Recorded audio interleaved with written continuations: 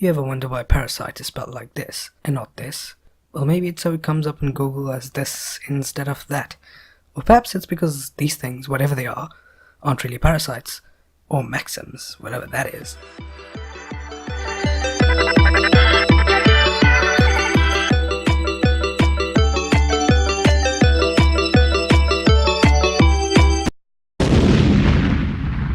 Greetings anime fans and welcome to Anime Scope, our totally unnecessary but hopefully fun little academic look into anime, and this week we are taking a look at Hitoshi Iwaaki's Kiseiju, aka Parasyte manga, later adopted into anime by Madhouse. More specifically, we would like to know just what these parasite thingies are anyway, and if any such things exist in the real world.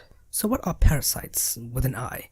Well, if we talk about parasites, we have to mention symbiosis, which is a term for interactions between two species living together, like anemones and clownfish, or algae and fungi, and of course, shelters and slowpokes. Unlike these cases though, not all symbiosis is beneficial to both parties. We also get commensalisms, like sharks and remoras, or barnacles and whales, where one benefits and the other does not, nor is he or she harmed. And then we get to these bloody buggers, parasites, organisms that benefit while harming their host. Parasitoids, on the other hand, exhibit parasitic traits but essentially kill off their hosts, the bloody ticks. An example of this is Cordyceps unilateralis, an entomopathogenic fungi, a nasty little bugger that takes control of insects and eat them from the inside out. They control the insects, forcing them to go to the best place for the fungi to complete its life cycle. Yeah, these guys are nasty. Now let's get to Parasite with a Y. What we know from the source material indicates that Parasite most likely originates from space and have descended onto the earth.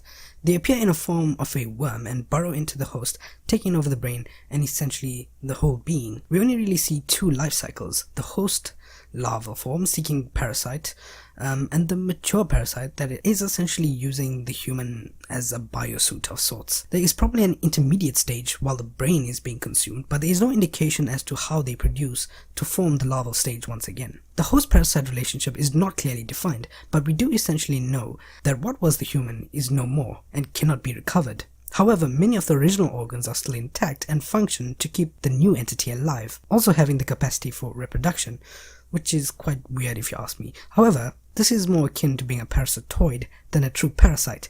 So what on God's green earth are these things? Aliens, perhaps? Migi does point out the possibility. They seem to have been given a prime directive or motive to their existence. Essentially, they seem bent on human eradication. Specimens not maturing correctly, or in other animals beside humans, have insisted on having failed.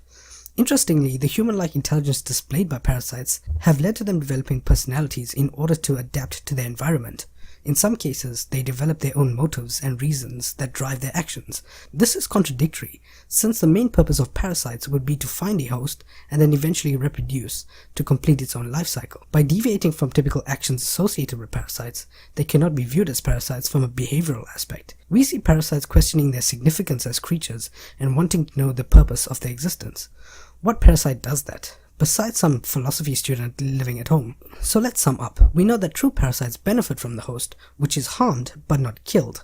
The parasites in anime are not really a parasitic symbiosis, but a takeover that is more parasitoid in nature, but with no reproductive stage revealed. What complicates things, however, is Migi. He was unable to kill Shinichi, but needs him alive to survive himself. So is Migi a parasite? Not really. We don't see Shinichi actually being physically harmed by Migi. If anything, Shinichi is benefiting from the increased physical capabilities which help him to fight off enemies. If anything, it's a mutualistic symbiosis, with Migi even bringing Shinichi back from sudden death. So the verdict, a resounding nope. These things are not parasites, and from now on, I will be referring to the series as parasitoid-ish with a hint of mutualism.